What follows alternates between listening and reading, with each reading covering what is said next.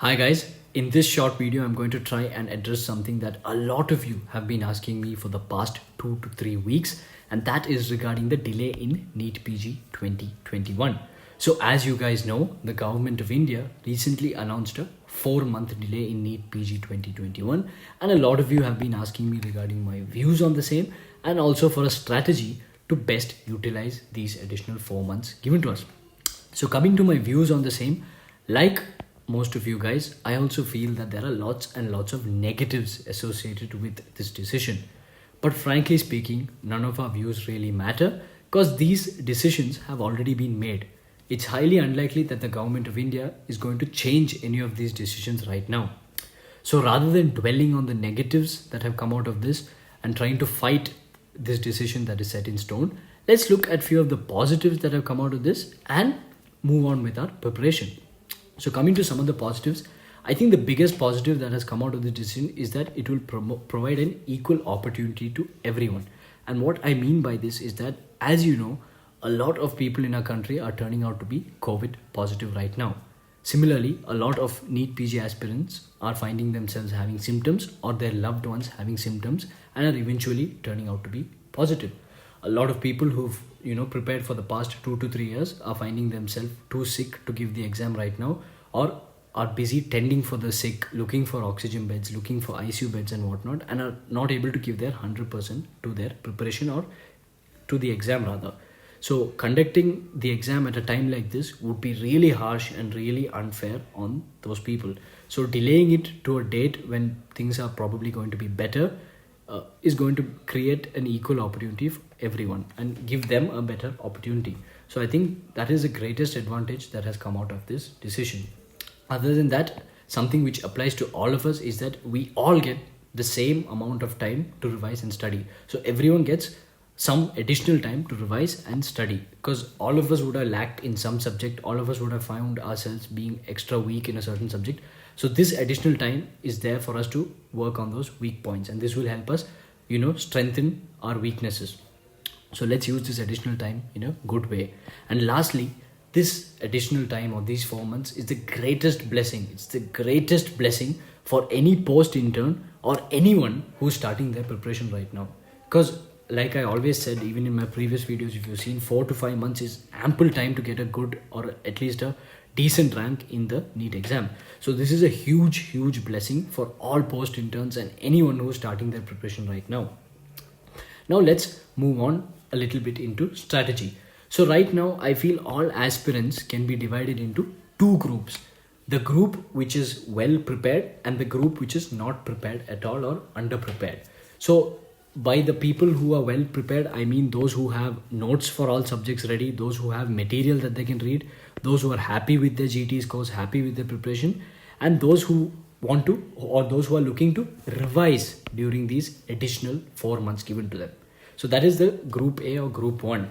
Coming to group B or group 2, the second group of students, these are usually the post interns and those who are starting their preparation right now. So these guys have no notes, no material, and they're not looking to revise, but they're looking to start their preparation right now.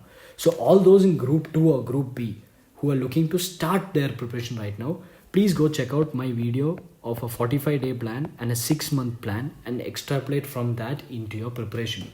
And if that's not good enough, maybe I can make another video on how those who are starting their preparation right now can utilize these 4 months in the best possible way. This video, the remainder of this video rather, is strictly for those who are looking to revise. Okay, revise in the next 4 months. So this is a revision plan for the next 4 months. So those who are happy with their preparation, those who already have study material and notes ready, you guys will find this video more useful. So what I'm going to talk about in this video is firstly how to divide each day or how to spend each day in the most fruitful way, and then roughly about how you can divide the additional 100 or 120 days for your whatever preparation. So coming to how you should spend each day, you should plan or aim, okay, this is aim to study 14 to 16 hours a day. Aim to study 14 to 16 hours a day. I know it's very difficult. So some days you may do only 10, some days you may do only 8, some days you may do only 6, but you should aim and try to spend 14 to 16 hours studying per day. And if you do that, it's going to be of tremendous help in the exam. So how now I'm going to talk about how you can divide each day in a fruitful manner. So I've set this according to my sleep wake cycle, but you can adjust it according to yours. Basically, you have to spend 14 to 16 hours a day. So here's what I would do. So this is the whole day, 24 hours, and I've divided the day into three parts: part A, part B, and part C. So part A is from when you wake up till 9 o'clock. So if you're waking up at 6, so 6 to 9 is part A, so that's around 3 hours. Then part B goes from 9 to 9, that's around 12 hours. And part C goes from 9 to 11, that's around 2 hours. So a part A of 3 hours, part B of 12 hours, and part C of 2 hours. So part B is obviously B for B, so that is the bulk of the day. And I'll tell you how you're going to spend each of these parts.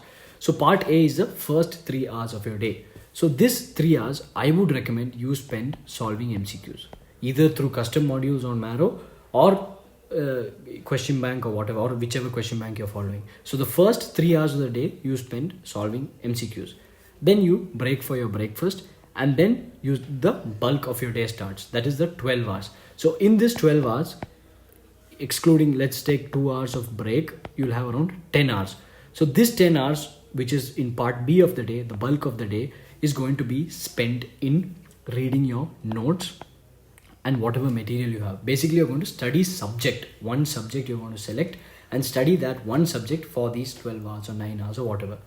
And then comes part C of the day, which is the end of the day. Here you have your dinner and then you're winding down. You're going to go down to sleep. So you spend the last 2 hours of your day again solving MCQs, either custom modules or QBank, whatever you find comfortable.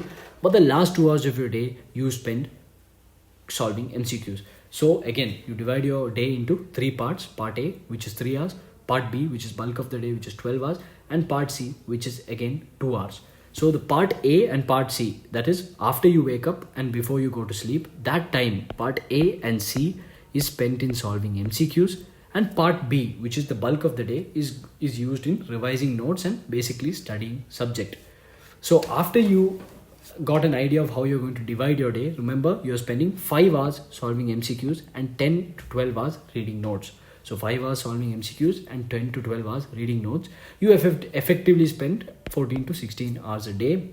And I feel if you spend the next 100 days like this, you're going to have a surge of improvement. You're going to improve at really good levels, because studying 16 hours a day is difficult, but anything worth doing is difficult. So if you do this, you will definitely benefit from it.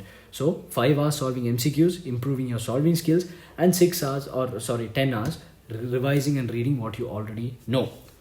After this, you want to divide the whole 100 days fruitfully. So I've done previous videos on how you can divide days subject wise and all that, and you guys can go and have a look at those videos.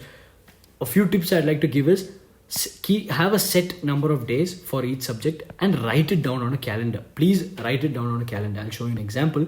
So this is something one of my friends did. So you can see she's put 17th to 21st for anatomy. So she's allotted herself 5 days for anatomy, and she's put it down on a calendar. Okay, and it's very important to start on 17th and end on 21st. So even if you don't finish the whole of anatomy by 21st, it doesn't matter. How much ever you finish, that's enough. Move on to the next subject. Don't stay on one subject, because completing subjects is more important than completing everything in one subject. So completing all subjects is more important than completing everything in one subject. So put deadlines and stick to those deadlines. So, and put it down on a calendar so it's more clear and it's more easy, and you will definitely follow it. You won't waver with the dates. So start, like I said, she started anatomy on 17th of April and finished as much as she can by 21st, and then moved on to the next subject. So those are the few points I'd like to say. Allot a set number of days for each subject, depending on how good you are in that subject. So subjects you're weak in, you can give more days to. Subject you're strong in, you can give less days to. So allot a set number of days for each subject and write it down on a calendar. Do not exceed the allotted days for a subject. Please do not exceed the allotted days for a subject. Whatever topics are left, note it down. Maybe you can revise it later, but keep moving forward. And allot more days to subjects that you're weak at. So with these 3 points in mind, allot it, put it on a calendar, and start following it. Remember to spend at least 5 hours a day solving MCQs. At least 5 hours a day. Please do not neglect solving MCQs. So again, divide your day into 3 parts: A and C, which is after waking up and before sleeping, used for solving MCQs, and B, which is the bulk of the day, used to study subject and revise notes. Divide your days on a calendar and use it fruitfully. So that's it. All the best. If you guys have any doubts, you can put it down in the comments. I'll make a video answering all those doubts soon. Thank you.